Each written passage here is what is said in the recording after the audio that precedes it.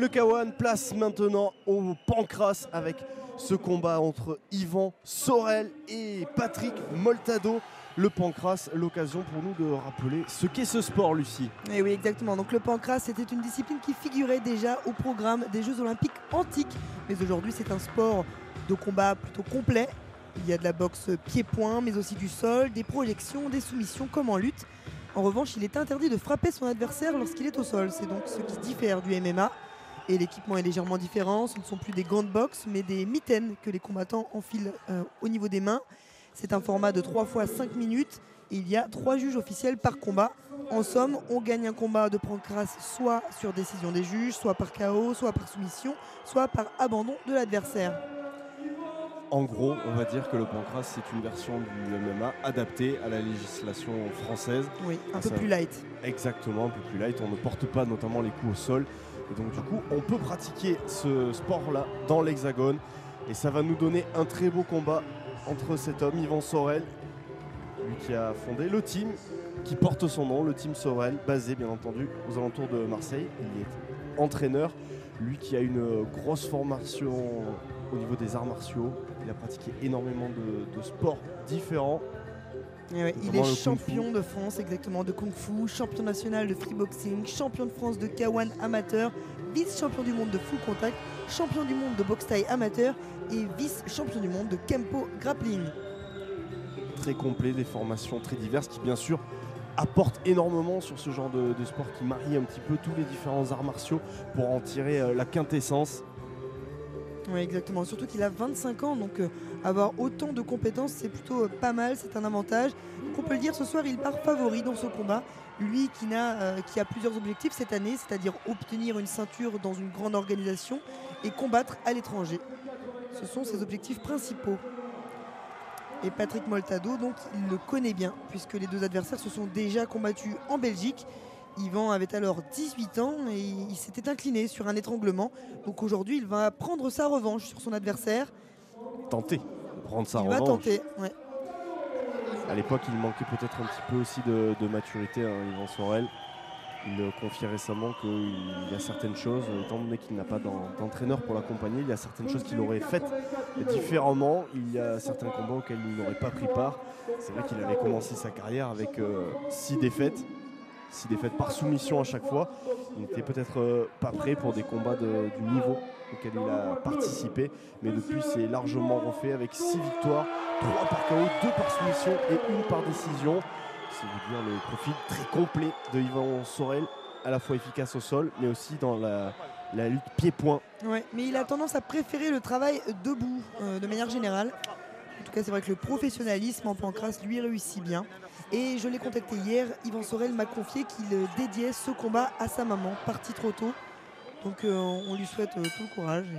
Voilà. Le premier combat, le premier round commence. Effectivement, on va suivre justement l'attitude d'Yvan Sorel. D'entrée, il place ses techniques très efficaces, on le disait, dans le combat debout. Et un premier grappling avec un amené au sol, un takedown. Et on va avoir droit à cette première phase de grappling et de travail au sol. Vous voyez l'importance du positionnement du corps et du bassin pour tenter de placer une clé, qu'elle soit articulaire ou un étranglement.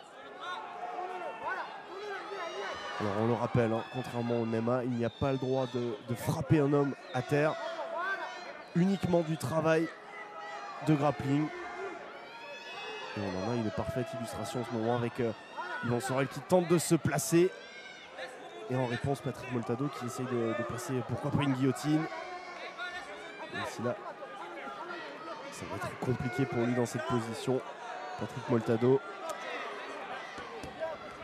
Et l'arbitre va demander à tout le monde de se replacer. Ouais, superbe fond de kick au visage. Il avait bien ceinturé là.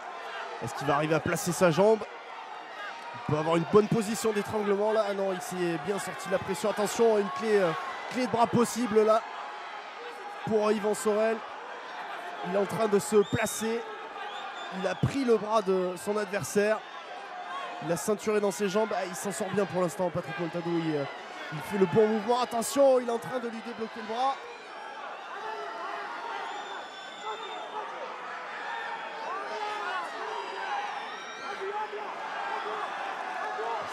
Pour l'instant, Moltado. On travaille sur les jambes de mobilité pour se sortir de la pression de Yvan Sorel.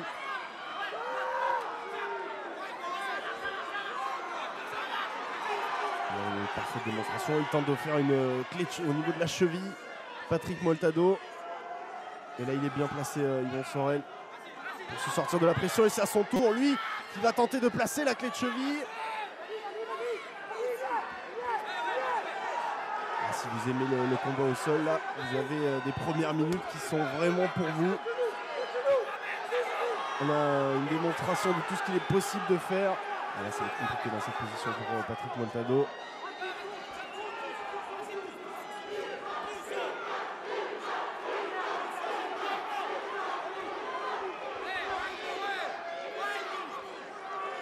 Et Yvan Sorel qui se remet en position de force.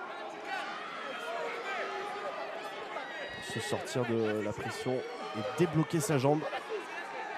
Et les deux hommes qui vont se relever.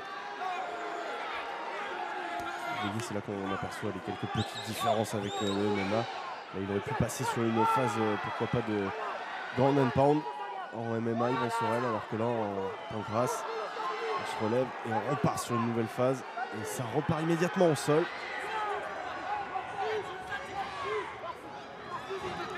Et attention, il va peut-être se faire ceinturer et s'en sortir.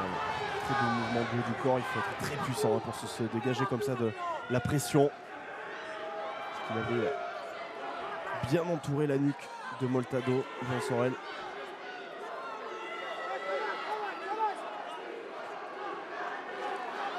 Beaucoup de technique dans les premières minutes de ce round.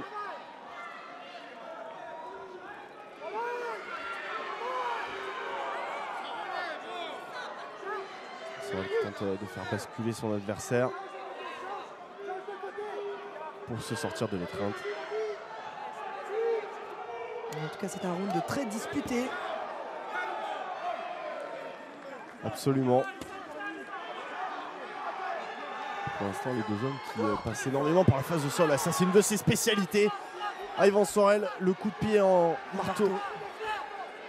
Ah, et là, il a peut-être la possibilité de placer une guillotine. Là.